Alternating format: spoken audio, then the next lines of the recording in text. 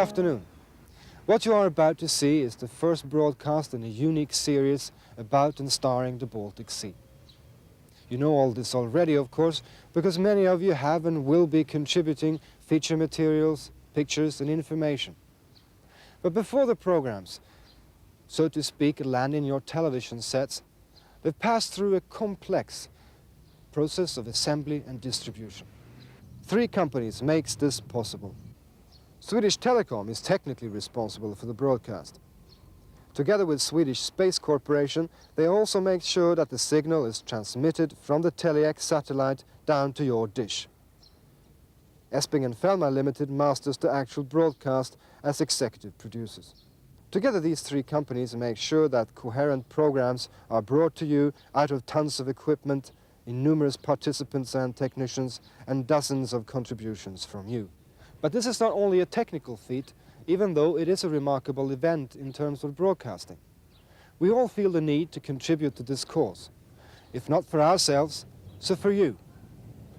So now it's high time for me to hand over to your host, Lars Rydén. Our first undertaking in this session will be to discover the geography of the Baltic region, and our main guide will be Lars Håkansson. Lars is a professor of hydrology at Uppsala University. Welcome, Lars. Thank you.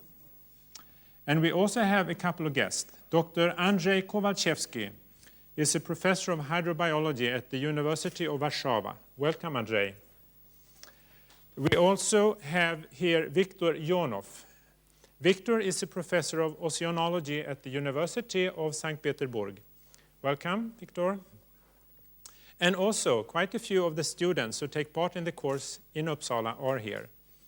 And the rest of them are watching through the satellite.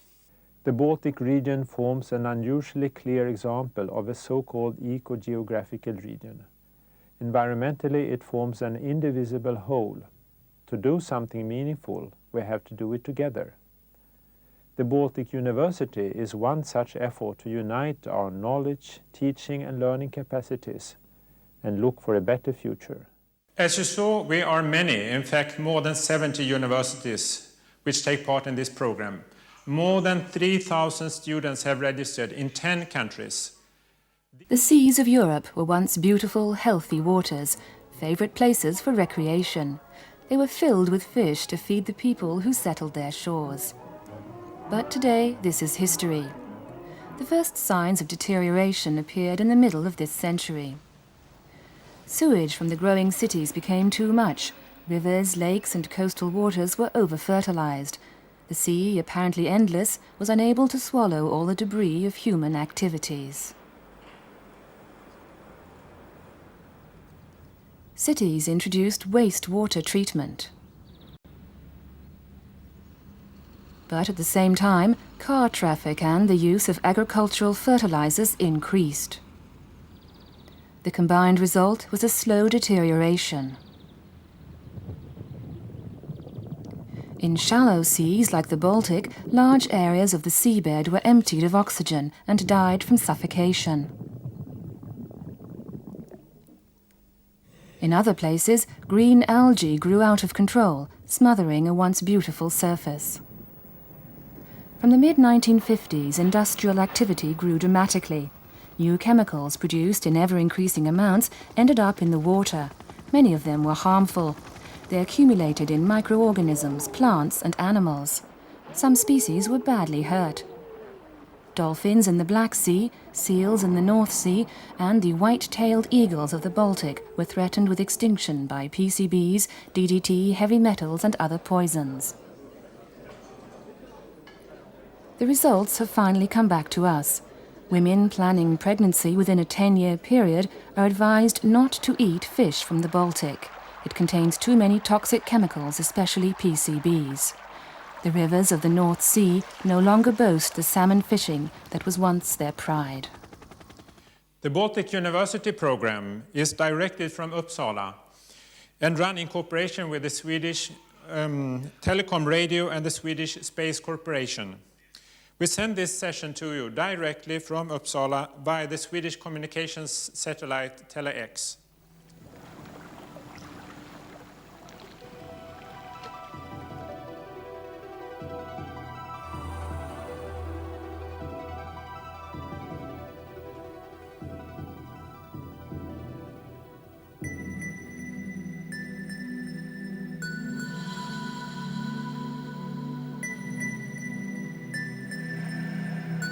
I warmly greet you from the University of Helsinki.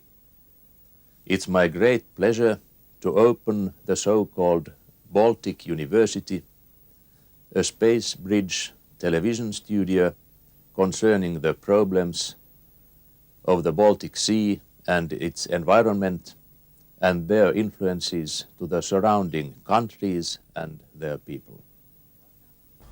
Welcome to the Baltic University and a new session of our course, the Baltic Sea Environment. This time, as you heard, we have connected two cities. This is Helsinki in the northern end of the region and Warszawa in the southern part. We are going to debate between these two cities questions of environmental situation and what to do about it, questions of common concern and problems and hopes that we all share. Here in Helsinki, we have gathered at the TV studio of Helsinki University, and the thing is actually run by Helsinki University. We will try to see if there is a possibility to connect to Warszawa. Let's see if Warszawa is here. Hello, Warszawa. We are again in the big Baltic family, and to open our Polish end of the space bridge, I will ask Professor Adam Kulanicki. Now I'm giving him the floor. It's a nice chance that I have here the possibility to greet on behalf of the rector of the University of Warsaw all participants of the Baltic University. I take this chance to say you also that at the University of Warsaw we have the Center for Environmental Studies, which is coordinating the activity in this field at our university. We are organizing meetings, we are organizing exchange of information on environmental research, and also we are supervising the educational courses and interdisciplinary studies on environmental problems. Well, thank you for this welcome. I will say a few words about who we are here in Helsinki. We have students from no less than eight universities in 5 countries. And I'll tell you who they are very shortly. It's from Latvia. 3 universities in Riga are represented, the Latvian University, the Medical Academy and the University of Technology. From Estonia, students from Tartu University are here. From St. Petersburg, we have a few Russian students from St. Petersburg University. From Sweden, there are students both from Uppsala and Stockholm. And finally, of course, there are a group of students from Helsinki. We also have recruited, so to speak, invited a number of experts that have supplemented the competence of the teachers who are teaching the course, the Baltic Sea Environment, to students from all these places. And it's these experts come from Riga, from St. Petersburg, Stockholm, Uppsala, and of course Helsinki. And we will not enumerate all these people right now because you will forget them anyhow. We will introduce them as they come into the program. So this is the situation here. What is it looking like in Warszawa now? Over to Artur Magnuszewski again. Artur, how are you doing there? Who is there? Well, we also have quite a numerous group of students and also some colleagues from abroad, not very far from here. But let me mention the university centers. This is the University of Lviv from Ukraine. This is the University of Agriculture from Slovakia, from the town Nitra. We have also a group of Aarhus University from Denmark, and of course very big, large group of students from Warsaw universities. Welcome to the Baltic University and session number 10 of our course, the Baltic Sea Environment. Yes, you are quite right. I'm on my way to saw off the branch I'm sitting on. But it's not only me, all of us in industrial society, through its use of non-renewable resources, huge amounts of energy, and the resulting environmental destruction is, so to speak, sawing off the branch we are sitting on. Today, in the last session of the Baltic University, we are going to analyze why this is so and what changes are necessary to create a society that is in harmony with nature, that in principle could last forever, or in short, a sustainable society. My name is Artur Magnuszewski. I'm from University of Warsaw and Hydrology Department of the Faculty of Geography and Regional Studies. And my relation with the Baltic University is from the very beginning, and I'm very happy that I'm still in the program. I'm teaching the course of Baltic Sea environment. Actually, this is a Polish, let's say, edition of this course, and my major of hydrology helps very much because a lot of environmental problems in Baltic are related to hydrology, to water circulation, to the water balance, so it helps very much. And the course which I'm offering at the university is open course, so it's not limited to the Faculty of Geography, but any student from University of Warsaw can subscribe to the course and can complete the course. So it's open for many students from different departments.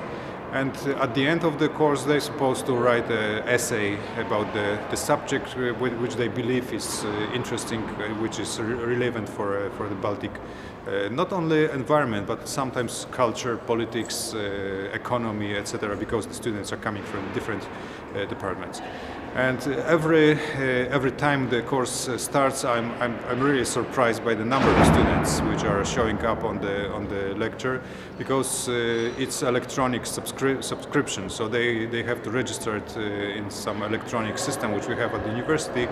And usually I have about 120 students which are showing up on the lectures.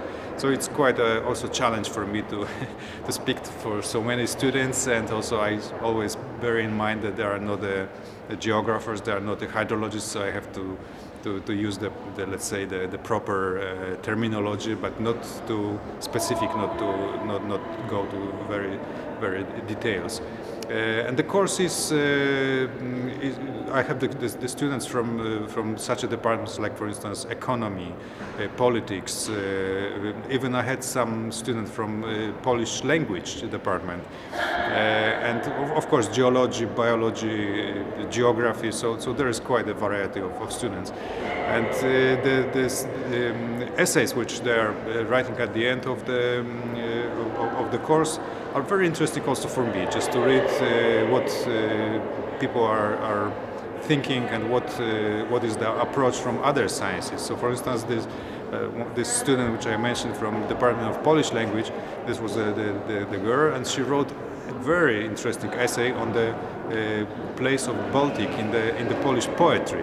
So you never could find any materials to such a study, to such a research, but for her it was very easy because they are having the classes of Polish poetry, and it was very interesting to look how the Baltic Sea is appearing in the literature and Polish poetry, for instance. And then what attracts students to this course is, of course, the foreign diploma. So the fact that they are honored at the end of the course with the diploma issued by the Baltic Sea University, and that it's issued by the Uppsala University, signed by the rector. This is very important for them, for their curricula. And also the fact that the most, let's say, the best students, they can be granted to go to sailing and to some students' activities, to some students' meetings. It's very also attractive for them. And then, of course, I have the really honor and pleasure to sail with the Baltic University on tall ships like Pogoria or Chopin. And also I've been sailing 3 times on the Mazurian lakes, both teaching and doing the job of skipper, which is quite exciting. And this sailing is really a lot of fun for me. I'm a sailor by heart, so it's a double pleasure just to be a teacher and to work with students, and also have fun while sailing and visiting different countries, different harbors, different corners of the Baltic Sea. After so many years of sailing with the Baltic University, I may say that I'm really familiar with any almost corner of the Baltic Sea, which is also very good for my research and understanding of the region and simply the scientific activity.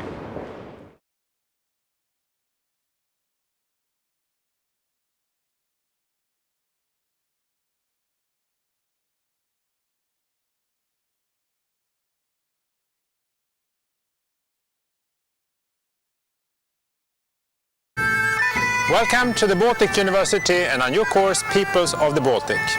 2 years ago, we were dealing with the environmental situation of the Baltic region. This time we will deal with ourselves and the societies, that is, the peoples of the Baltic. We are going to broadcast to you 8 times from the entire Baltic region and to the entire Baltic region. To be able to do this, we have assembled quite a complex team. Today it is from Visby on Gotland. You can see here Team Mjölby Production, who is actually doing the TV production itself, and then we use the Swedish Space Corporation facilities to uplink to the Tele-X satellite, from which the signal goes back into your satellite dishes and into your TV sets. So if you come here, you can see all the equipment that's necessary for such a TV production. Actually, there are 13 people in the team that is doing this. Today we are going to be in the medieval cellar called Clematis in the center of Visby, so it's going to be almost like a medieval festival. So welcome in. Here is a lot of students. There are the experts that will discuss the questions we are dealing with today, so please come in.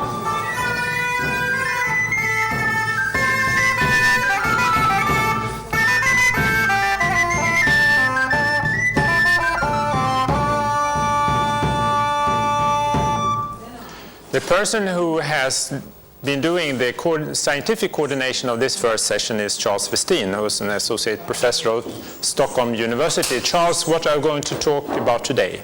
We're going to talk about the Baltic region as a meeting place of languages, of cultures, and of religion.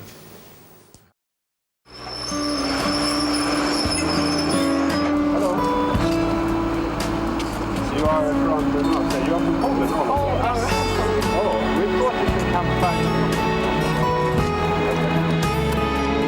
We've just arrived from Poland. I come from Poznan, and what I'm expecting here is, first of all, to make some new friends and to get to know their views, I guess. I really don't know what to say after 30 hours of traveling here, but of course I expect some discussions about all the topics that were taken during the conferences during the year. So I think that all of us expect the same. We just want to know better each other and discuss more about it.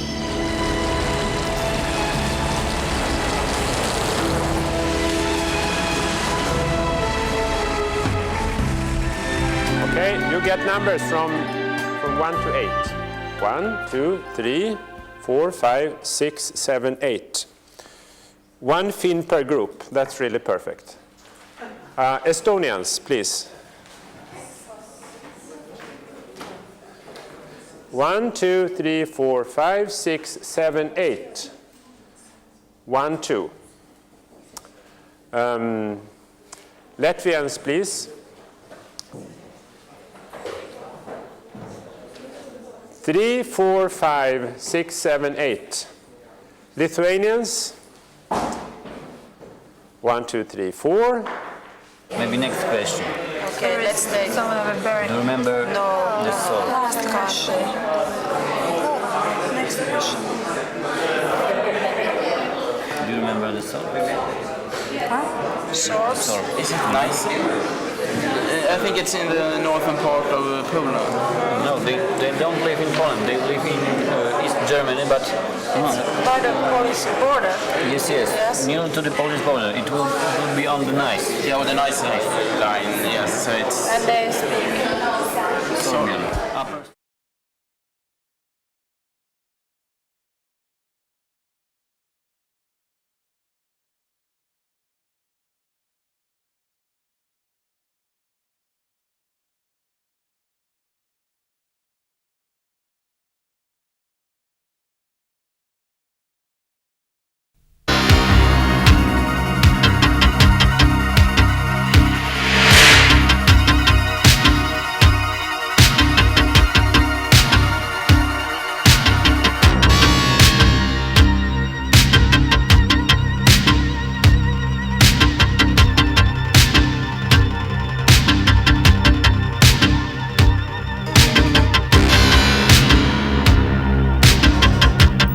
It has been said that if we compare the entire history of the Earth to a period of 24 hours, man only came into existence some seconds before midnight.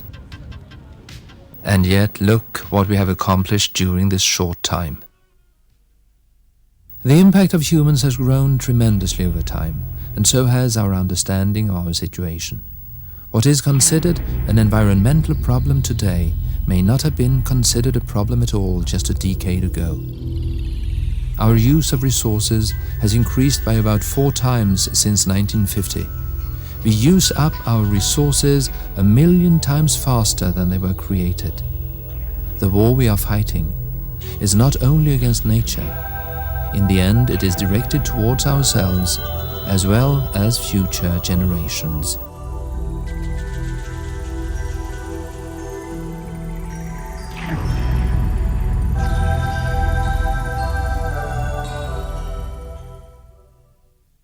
If we look at Earth from outer space, it looks like an island. Indeed, the same kind of metaphor can be used to describe important experiences in humanity's past.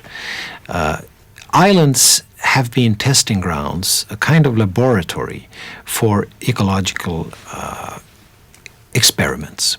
For example, when humans first came to the Pacific Islands like Easter Island, Hawaii, New Zealand, about 1,000 years ago, they were very few. They lived on small scale, and they quickly became very prosperous on these islands. Now what happened was that as the number of inhabitants in these islands grew, they proved to become quite dangerous to their living environments. The island experiences has given us a lot of things to think about. Again, if we use this metaphor of the Earth, the entire planet as an island in the cosmos, we find the parallel particularly striking in the sense that there is no way to flee from this. We can't be refugees from our own planet in the same way as the inhabitants of these disaster islands couldn't leave their home ground. We are stuck here, and we have to cope with what we have. When we look at change in small islands, we can see that this change is rapid. We can see it clearly. It could be. It made people alert to these changes in the same way as we are now realizing that the planet is limited and that we have to be on alert to avoid future environmental problems.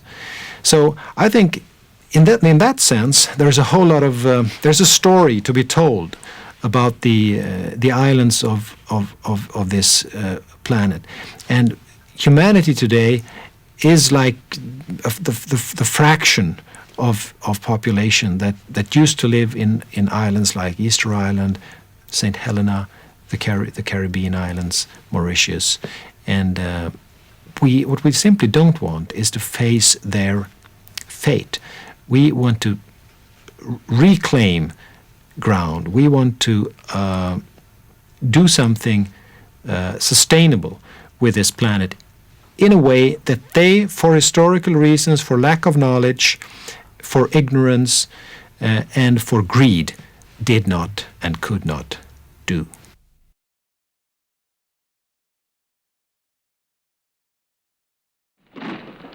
This is not a military campaign. It's just policemen doing their duty in a democratic society.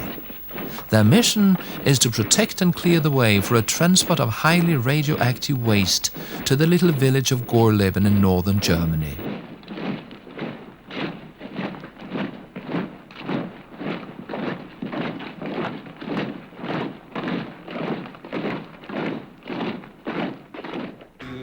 That's what this is all about, nuclear power. A majority of the German population believe that nuclear power is necessary, even with the potential risks involved. One of the major problems is radioactive waste. What will we do with it? Put it somewhere else, just not here, everyone says. Not in my backyard. It has been decided that here in Gorleben, 420 barrels of nuclear waste will rest in peace for many, many years to come. Each barrel, a specially constructed container called a cester, contains as much radioactivity as over 20 Hiroshima bombs. With a temperature of 300 degrees Celsius at the center, this is really hot stuff. Perhaps, understandably, not everyone believes that this is a good idea. This is why only 2 casters have been transported to Gorleben so far. In April 1995, over 2,000 demonstrators tried to block the caster transport. 15,000 policemen were called in. The next year, the number of activists had increased to 10,000 and the number of police officers to 19,000. All of this was, of course, expensive, very expensive. The cost of protection measures alone was 90 million German marks. So what do we do now? More policemen next year? And even more in the future? And what about the decision itself? Was it wise? And can it be justified to future generations?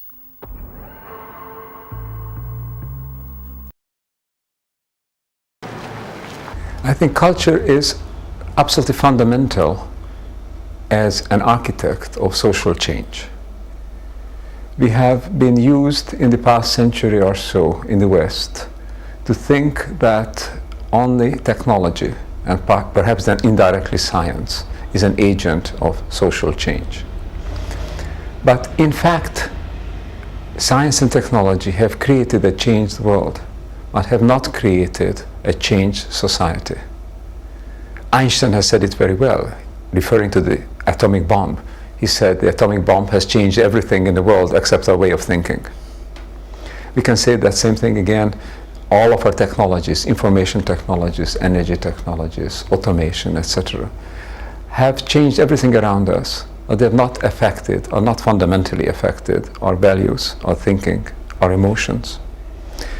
And therefore we are now find ourselves in a world that we no longer fully understand. We no longer know how to behave in it, how to control, even though control is an old-fashioned word, but how to manage it in a way that it doesn't run away from us. There is a very great danger that this world will change faster than we can cope and create inhuman conditions. Already today, perhaps 1/3 of humanity is living in a state of poverty and unemployment or underemployment, and the problems of fresh water, of soil fertility, and of urban crowding, air quality, all of these are threatening perhaps 2/3 or 3/4 of mankind. Therefore, it's very important to learn to live in the world that we have created. One of the main elements of a sustainable future is a reevaluation of the role that ideology has played up until now in the decisions we make about the use of human and material resources. I hold that the supreme value in creation is the human being, and that ideas and philosophies are to serve the human being and not the human being to be a slave to the perpetuation of some idea or some ideology.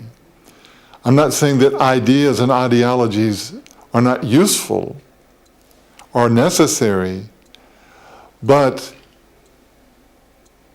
it is human beings who are to be served by ideologies and not human beings to be sacrificed for the preservation of ideologies.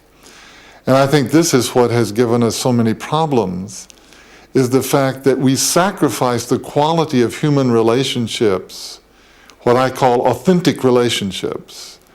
We sacrifice authentic human relationships for some other notion, such of course in the capitalist countries of the short-term profit.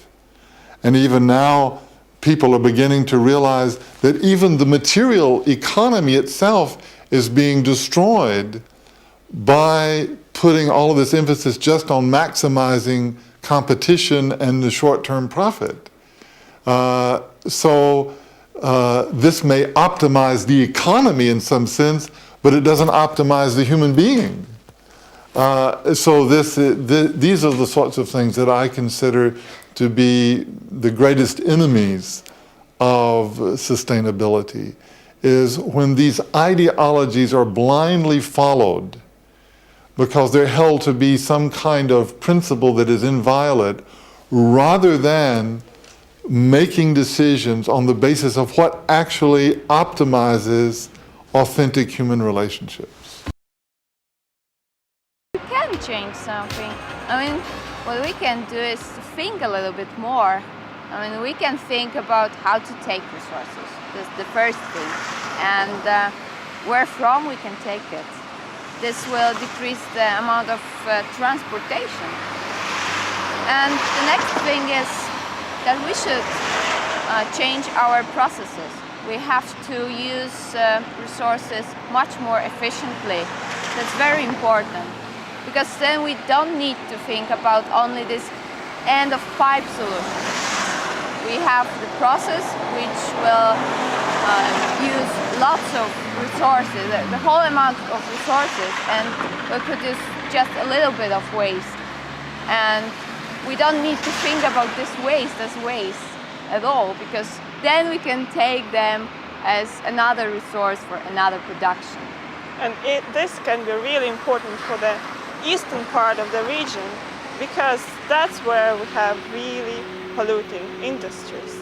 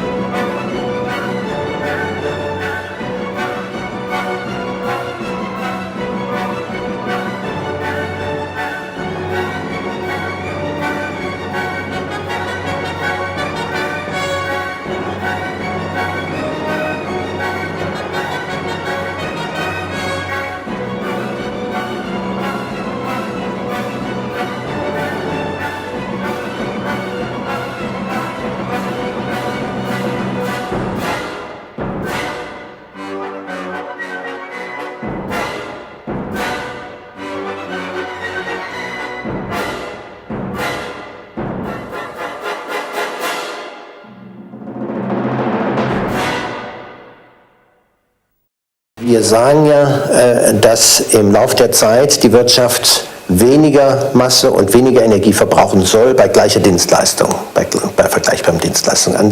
Das heißt, es würde weniger Masse und Energie durch die Wirtschaft durchlaufen. Und das bedeutet natürlich, dass hinten weniger auskommt. Das heißt, so wie wir die Masse absenken, würden auch die Gesamtzahl aller Stoffe absinken und darunter auch Gefahrstoffe. Man kann sogar, wenn man die Technik verändert, ganz gezielt die Gefahrstoffe noch verringern. І сьогодні під час міжнародної конференції, коли обмірковувалось питання об уділі громадськості у ділі доступу до екологічної інформації, уділі громадськості у працоўцы рашэнняў, звязаных з устойлівым развіццём, шмат гаварылася аб тым, што розныя колы грамадскасці павінны ўдзельнічаць у гэтым. Перш за ўсё, гэта неўрадавыя арганізацыі, якія працуюць дзеля выхаду з экалагічнага крызісу. Таксама гэта універсітэты, таксама гэта мас-медыя. Прыводзіўся прыклад, што ў Беларусі, калі ішла выпрацоўка нацыянальнай стратэгіі устойлівага развіцця, праз сродкі масавай інфармацыі нічога не паведамлялася для грамадскасці. Гэта вялікі жаль, і я мяркую, што пры выпрацоўцы нацыянальнай стратэгіі, нацыянальнага плана дзеяння, гэта памылка будзе выпраўлена. І я магу сказаць, што падчас заканчэння працы над нацыянальнай стратэгіяй у рэшце рэшт неўрадавыя арганізацыі былі запрошаны, і незалежныя эксперты, і вучоныя былі запрошаны. Але я мяркую, што сіла любой нацыянальнай стратэгіі, сіла любой нацыянальнай палітыкі будзе больш моцнай, калі у ёй, у працоўцы яе, будуць удзельнічаць як мага больш людзей і больш мага спецыялістаў. І таму я спадзяюся, што яшчэ гэту і стратэгію, і нацыянальны план дзеяння мы зможам палепшыць, каб яна была лепшай дзеля нашай Беларусі.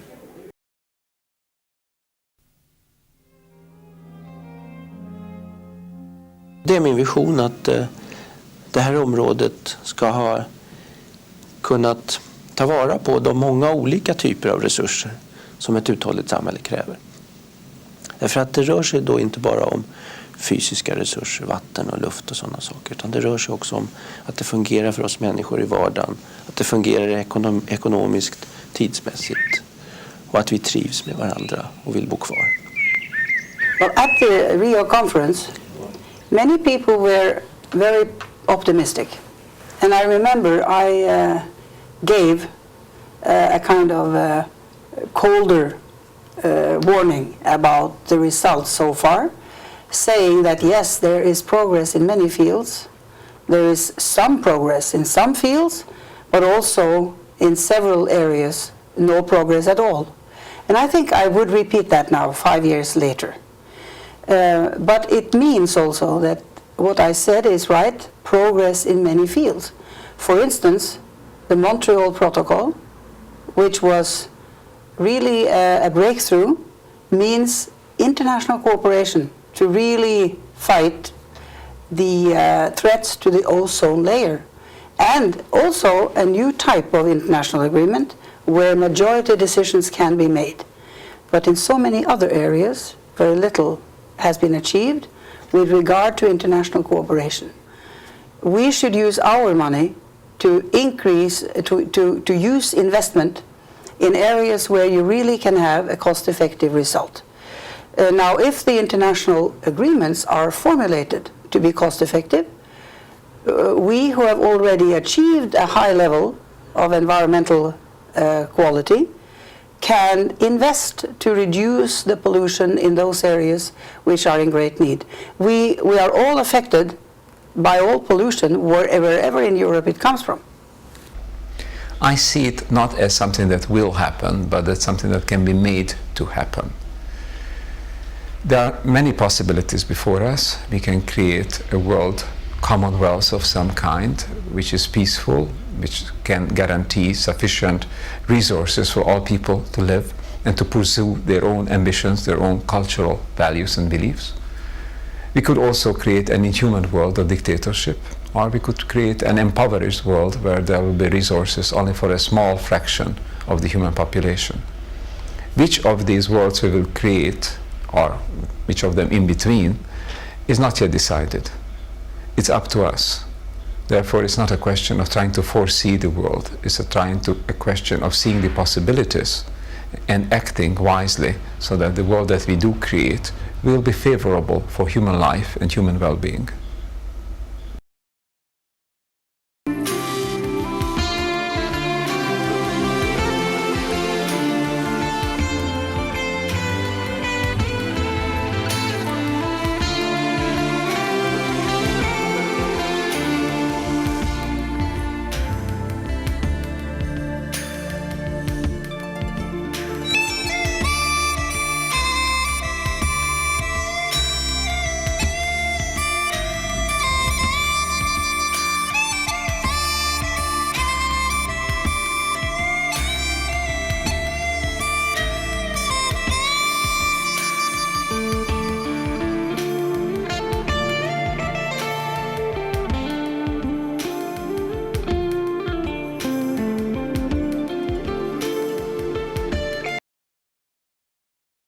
So we have come to an end of our theory series, but this is just the beginning of our mission, the mission possible, the mission of a change for the Baltic region to a sustainable Baltic region.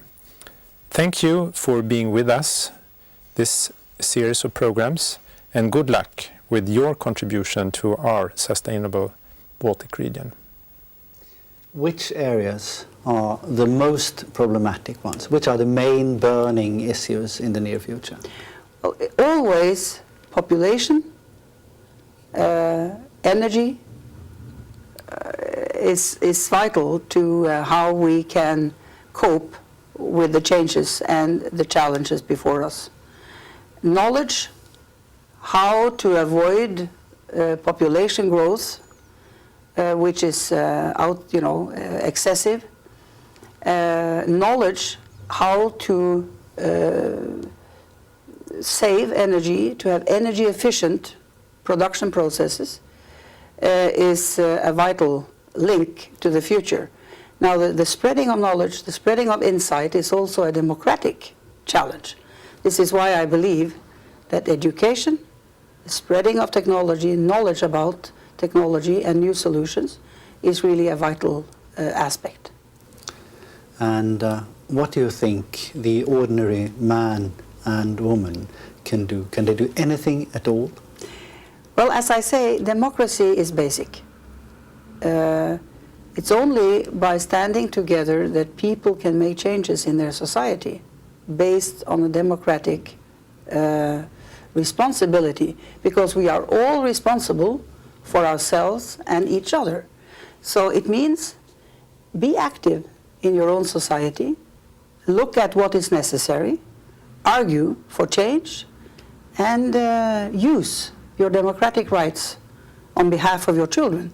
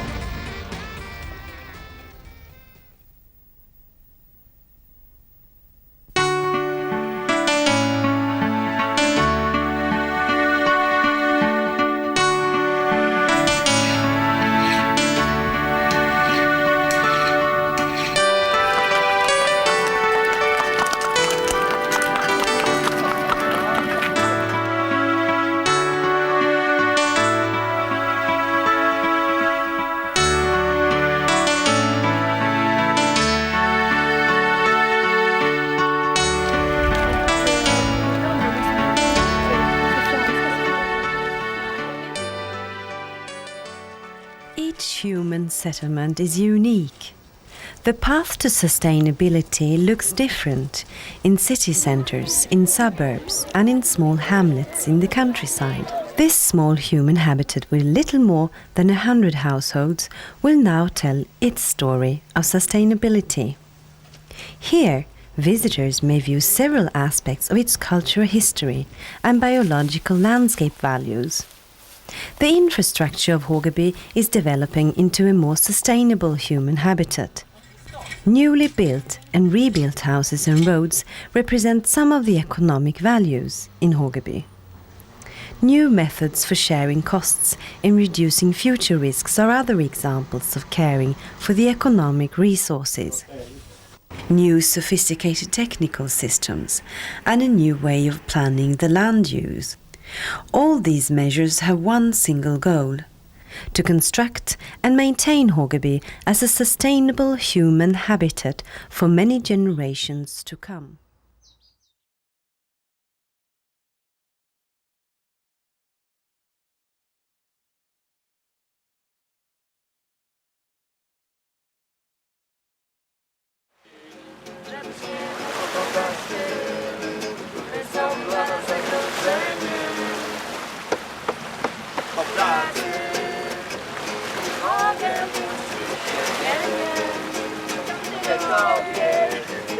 Każda w myślach gwałci cię. Złotą klatkę sprawię ci. Będę karmić owocami, a do nogi przymocuję. To study the environment while sailing the open sea is an incredible experience. In the end of August, 40 students from 9 different countries arrived in Gdynia in Poland to take part in a summer cruise organized by the Baltic University program. The Baltic University is a university network between the countries in the Baltic Sea region. During the cruise, the students are a part of the crew. Sail training started the very first day. One of the most important things is the safety on board. Everyone in the crew got safety belts, which were to be used at all times when on duty.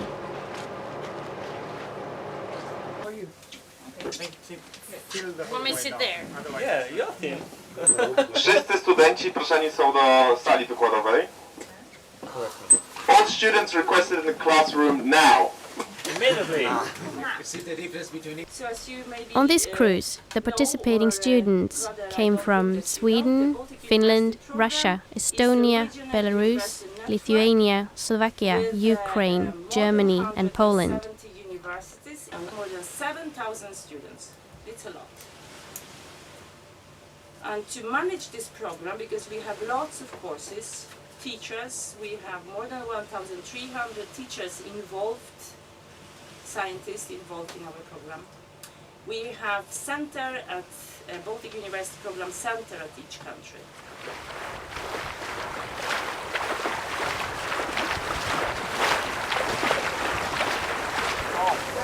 When we left Gdynia, it was raining and the wind was picking up.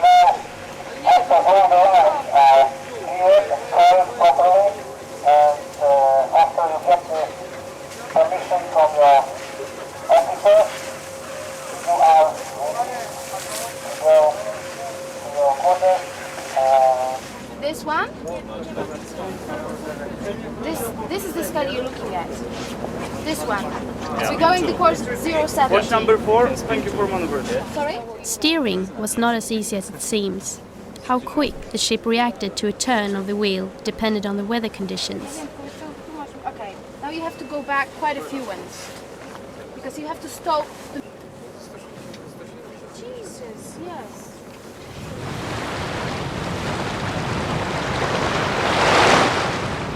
The constant rolling of the waves took some time to get used to. Many on board felt seasick for the first few days. I was very seasick. Really seasick. Like everybody, it was really funny. One day it was like a ghost ship. Everybody was sleeping, laying in his bed, and it was really quiet on this ship. Everybody was seasick.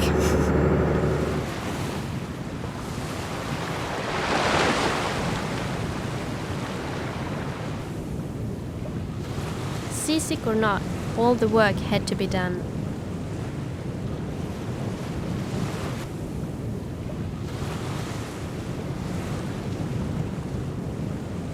To climb the mast, to clean the kitchen and all, to do the normal crew work, like the sailor's life, on the ship.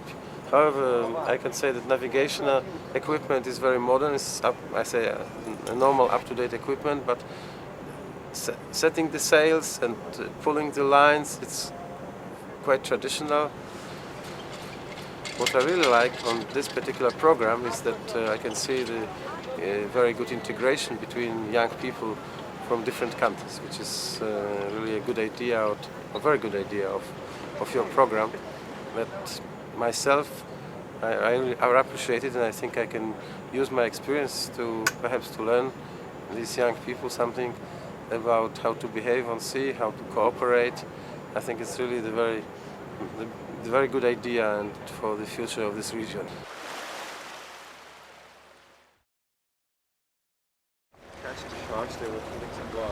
A daily routine were the measurements.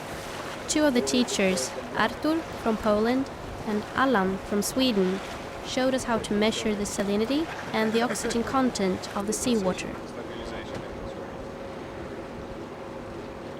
Okay, now we have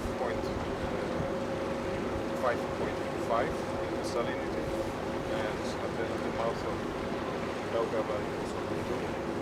This is milligrams per liter. So how many milligrams of oxygen is soluted in 1 liter? So this was entrance to the Gulf of Riga, and this was more or less this turning point on the Gulf of Riga, and then you had this. This is for Daugava River, so rather low value comparing with the open sea. We measure the surface temperature of the water, and that represents a certain vapor concentration, vapor pressure and saturation. It's about 15, somewhere. It's a little more than 15 degrees. And then this little line is 0.2. And 15.4. And the other one?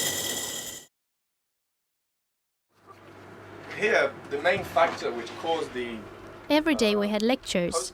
All the students were to make a presentation about the region we all live in. The most popular topic was environmental issues. Because when the ice was all over the land, it was squeezed down because the ice was very heavy.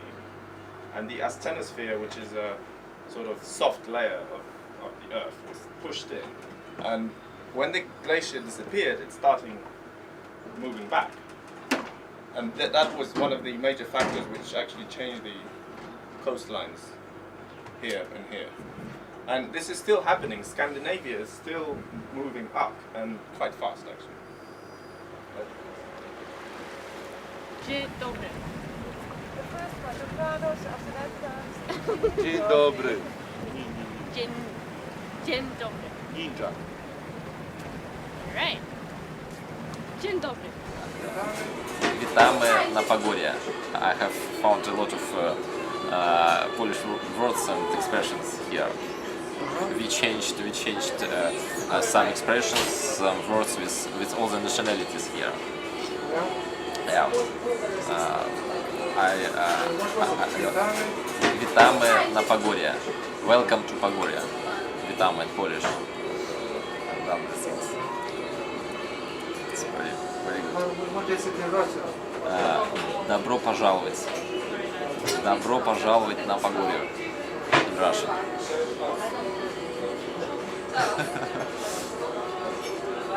The cruise on Pogorye is the most interesting among all of the Baltic University program summer activities. This is the most interesting and most popular one. I have never been on such cruises, and it's a very, very beautiful experience and good experience for me personally. We make here a lot of presentations here. We communicate each other here a lot. We spend a lot of time discussing some problems, some questions, and just to have a very good communications here. We have students from different countries in given watch, so they work together, they share this life here, which is not easy. They learn that everybody is important here, job of everybody is important. Students in the watches come from different countries, so they can see that they are the same people, the people of the same world, despite the difference in standard of living, in political systems, in historical background, in educational background. We are the same. So these 2 weeks here on board of Bulgaria, that's perfect opportunity to prove that we are together in the whole region. Markus, przepraszam Mario, przepraszam.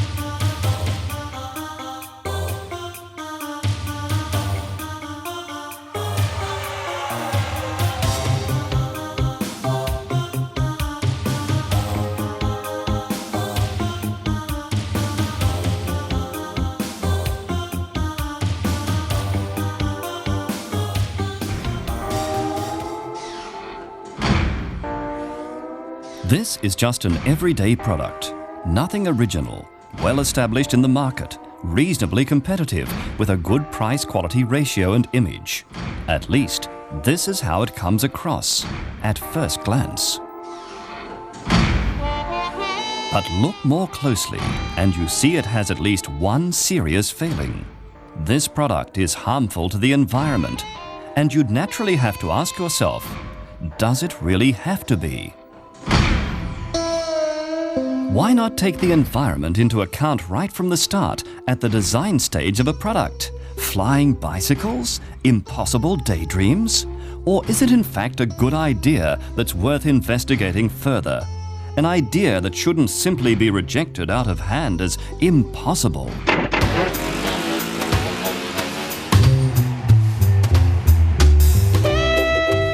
After all, what does impossible mean? In hindsight, we have repeatedly seen that the possibilities were greater than we once thought they were. And what was once new, modern, and extremely innovative now frequently seems outdated. The nice thing about innovation is realizing that, looking back, everything could have been done better, faster, simpler, more efficiently and cleaner. Even for the environment. 60 years ago, people talked of the environment referring to a person's background, a good one or a bad one. Today, when someone mentions environment, they are most likely referring to something completely different. But what do we actually mean today when we talk about innovation and the environment? Are protection of the environment and innovation really compatible? Because if they are, of course, you'd be crazy not to combine them. Or will the interests of each forever be in conflict? As a company, you can naturally always say, we will simply follow the market. If the consumer wants yellow, yellow is what he gets. If he wants blue, he gets blue. And when you are finished with a product, simply throw it away and buy a new one. Everyone is happy, so there's no real reason to improve it. Or is there? Waste costs money, and the costs are rising. The more waste, the higher the costs. Meanwhile, the consumer actually wants products less harmful to the environment. Now suppose you study that product again, its entire life cycle from start to finish.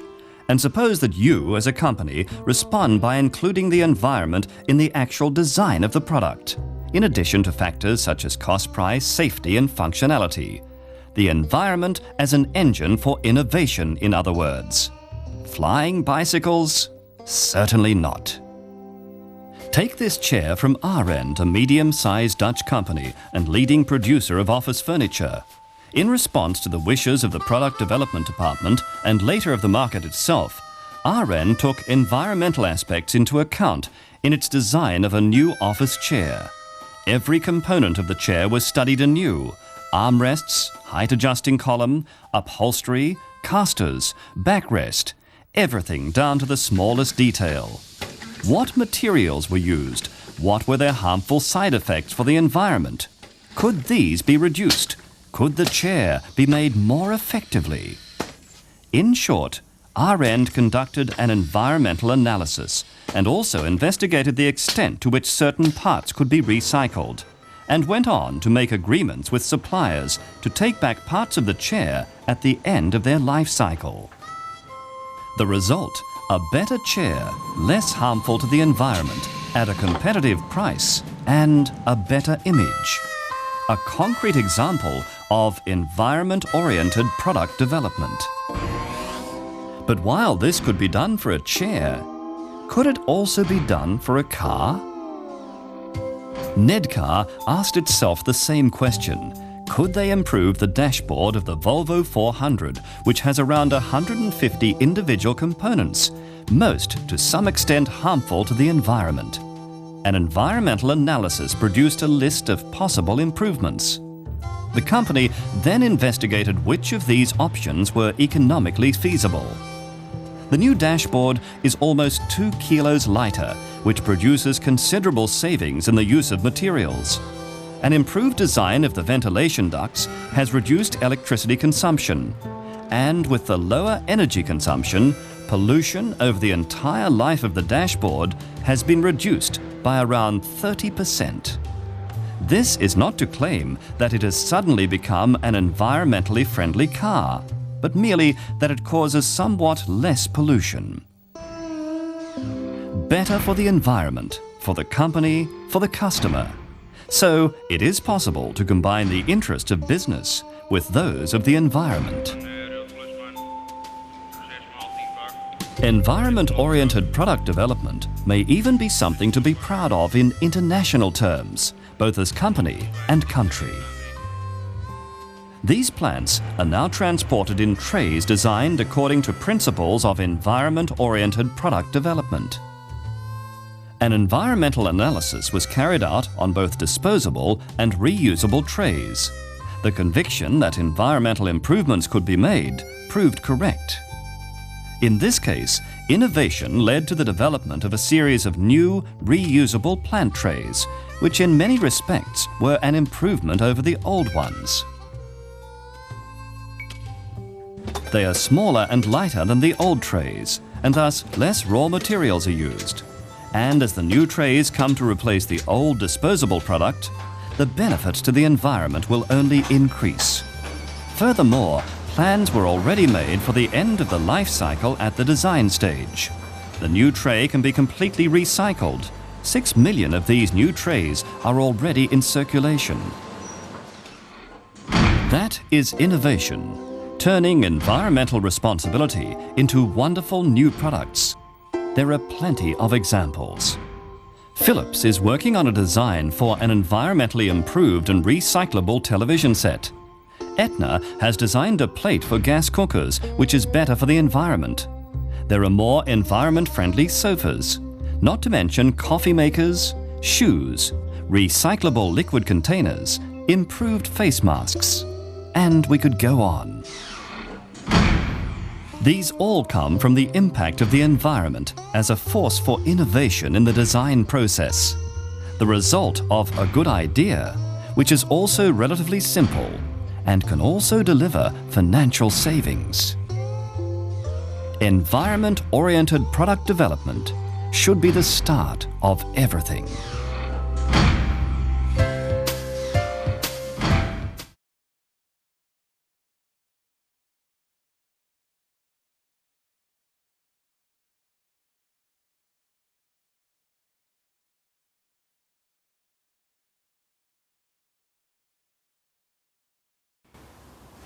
In a global society, it is basic that we live in peace with each other. This does not mean that there will be no conflicts. Of course, there will be conflicts. But we need to deal with them without resorting to violence. This is the norm in any democratic country, and it is in fact the norm also between democratic countries. Wars between democracies are absent or almost so, and that is because the means of solving conflicts within the countries are also used to solve conflicts between them. Even if we see much international violence in the daily news, it's comforting to remind oneself that we already have a long history of peace building in many parts of the world. Peace is possible. After about 80 wars over many hundred years of history, the Danish-Swedish relationships, everyone I think agrees, would today not break down into war. We can say the same thing about the European integration project. German-French hostilities have dominated the history of the European continent and partly the world for hundreds of years. But today, war does not seem thinkable in the context of the European Union. The Norwegian Nestor of Peace Research, Johan Galtung, said once that war as a way to handle conflicts should be put on the shelf of historical remains, together with slavery, which finished about 1860, and colonialism, which ended around 1960. It is comforting fact that there is no classical war, a war between two states, in our world today. This is worth celebrating, since wars have been going on since the beginning of civilization. But we do have internal armed conflicts. These conflicts either deal with the state formation, how to define the states, for example Palestine, or who should be in power, for example in Iraq. Also, these types of conflicts have decreased in numbers since the mid-1990s. But the background is difficult. The 20th century was the most violent in human history. From 1914 to 1989, close to 200 million people were killed in wars, by deportations, in concentration camps, and in other cruel ways by fellow human beings. For good reasons, a top priority of states during this period was national security. Enormous armaments were made.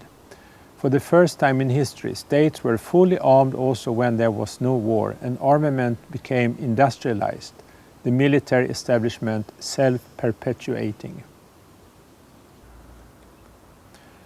Since the advent of nuclear weapons, the world has been living in a constant threat of self-annihilation.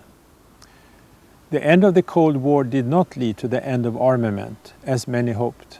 The costs have been and are still astronomical. The global military budget would easily be enough to reach all the development goals we have now and on the global agenda. Investments in arms mean lost opportunities. We need that money for other purposes. During the 1990s, several disarmament agreements were signed. Many efforts to expand these experiences of disarmament has been done, but so far failed. But we need more of that to enter a culture where national security is reached in other ways than by military force. The alternative is cooperation. European cooperation is the largest peace project ever. The European Union counts 27 member and 3 allied states. No one expects a conflict between these states to lead to war. We have instead created a security community. A similar development is seen in, for example, North America with the US, Canada and Mexico, and in Latin America with Mercosur, and is beginning in Africa with the African Union, for example. A security community has institutions capable of handling all interstate matters. There is a legal regime that regulates interstate affairs, such as trade, environmental impact, and traveling. In a security community, there are multiple opportunities of mediation. There are international courts to handle interstate conflicts. With many kinds of cooperation, possibilities to manage conflict in a single sector increases. All these offer means of peaceful conflict resolution. On the global level, these mechanisms exist but are weaker. There is the United Nations with its close to 200 member states, but the UN is not the global government as some want it to be. It's too limited to make this possible. It is essential that skills in conflict resolution are included in an education for global responsibility. These skills may be concerned with conflicts on state level, but not only that. Conflicts between all kinds of interests are related in many ways. There is a thread from interpersonal or family conflicts to conflicts between companies, municipalities and all kinds of groups in societies, up to conflicts on the state level.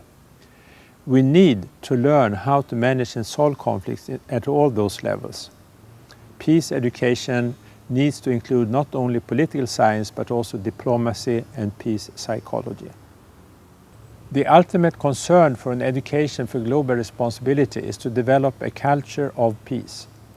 An international decade for the culture of peace and non-violence was announced by the United Nations General Assembly as the goal for the decade 2001 to 2010. So it's now that we should show that peace is possible.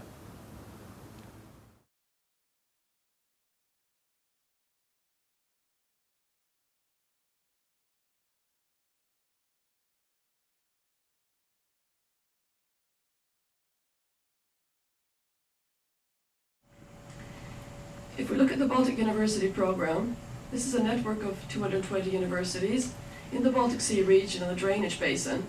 It's 14 countries. And in each country we have a regional center that helps us coordinate the work that's going on in the country. We have about 1,500 teachers, researchers that have contributed during the years. And approximately 9,500 students study our courses every year. So it's quite large actually. And this whole network is coordinated by the Secretariat at Uppsala University, where I work. Our main focus is on sustainable development, environmental protection, and democracy. Well, what do we do? Our main focus, of course, is in education, research, and information, but we also are involved in outreach activities and applied projects. The pictures you can see on the right-hand side here, they represent an audio conference on democracy in Ukraine, the top picture, and the lower one is a role game that's called the Amoeba, where they're trying on different roles of how to put forward sustainable development. It's a students' conference, both cases. We have different types of courses, both basic undergraduate courses, specialized master courses, and also competence development for professionals. Excuse me. They're interdisciplinary, problem-oriented, they're based on research, they're interactive, and we usually give them in English, but in some cases countries have chosen to translate the materials, and then it has been possible for students to study in their own national. In order to have some type of guideline how to handle chemicals, the Swedish EPA, Environmental Protection Agency, together with the universities, have tried to establish some guidelines. And that means that we have guidelines divided into 5 risk groups. So if we have green label, so to say, we consider the risk for a wild animal as low in connection with exposure to chemical. If we turn up here towards red, it's a very obvious risk that something will happen. And if we are passing this level, we consider that measures must be taken, I think that I dare to say. And that must be done by legislation and by other activities to convince the industry this is not allowed. We can't allow.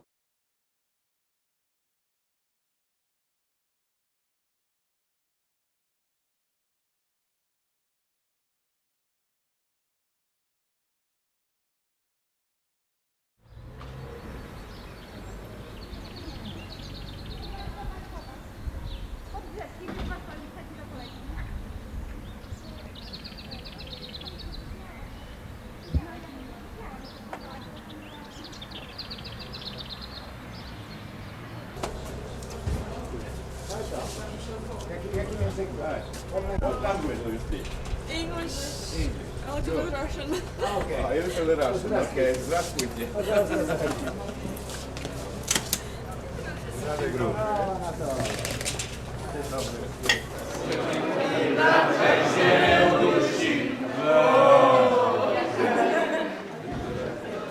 My name is Igor Kuczynski.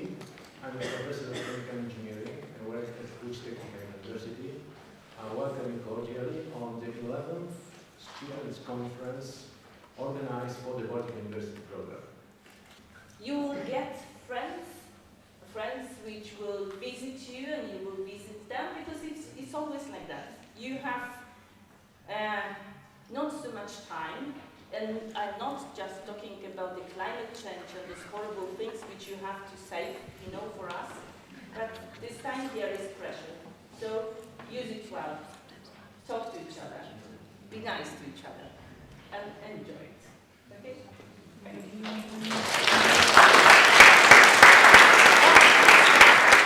You tell them which cities belongs to Slovakia, because they know nothing from French. They will be very simple. Frankfurt and Sweden.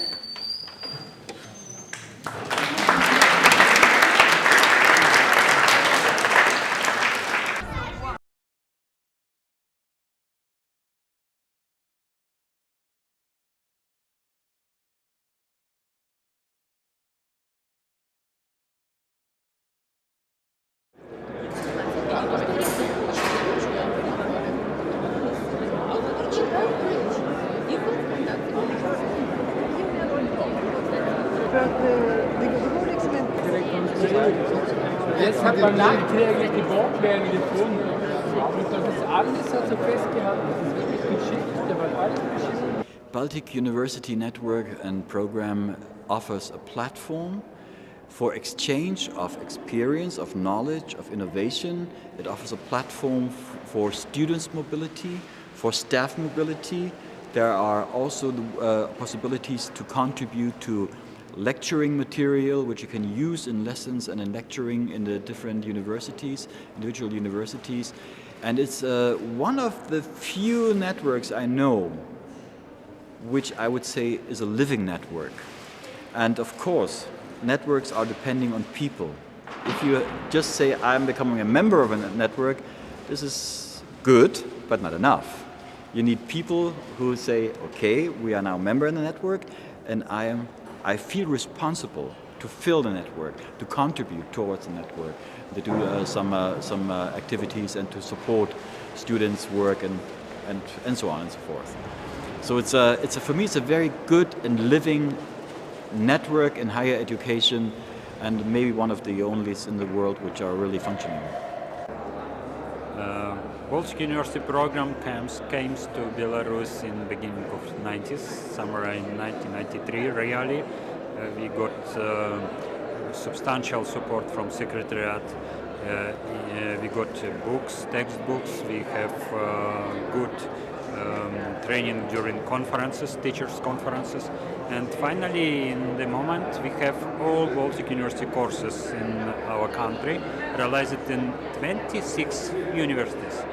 I want to say that not only universities at the moment interested to have courses, also schools, colleges, gymnasiums. It's a good idea to give to other educational institutions idea about Baltic drainage area, Baltic region, international cooperation, how it's look, and also very much valuable textbook, methodological materials. It's very good to give in a hand what we're doing, sometime in English version, sometime in Russian version. So, and I want to say that also big group of professional specialists are interested to have access to knowledge published in the within Baltic University program. I mean courses, professional courses related environmental management, water management, and we do training with many different specialists in that areas, and of course using materials from the Baltic University program. Baltic University have just opened us the attitude, or just giving some ideas, some tools. So it looked like the testing ground for us also, how to look from other points of view for the topic sustainability. Now you have your chance. Well, the future is expansion of the program, and because it's so successful, it could be a pattern for other regions of the world, Europe and the world at large, to follow. So it's such a successful program, and the Baltic Sea region is the first region to have its own strategy of development, but other regions of Europe should follow and should be linked to the Baltic Sea program. So this is the flagship program in Europe in terms of sustainability, and we can say to UN and UNESCO that this is an example of how sustainability should be implemented in the concrete curricula, in concrete courses, in concrete actions. And I'd like to finish with one phrase: vision without action is a dream. Action without vision is passing the time, but vision with action can change the world. That's what Lars is doing, that's what BUP is doing, changing the world. So that's it. Water management, civil engineering, environmental protection, economical training, and so on. So you can find different interesting issues, and of course the question, usually the most question, to know the right person whom you could address idea or This is why I introduced the two of you, because I realized that this is sort of the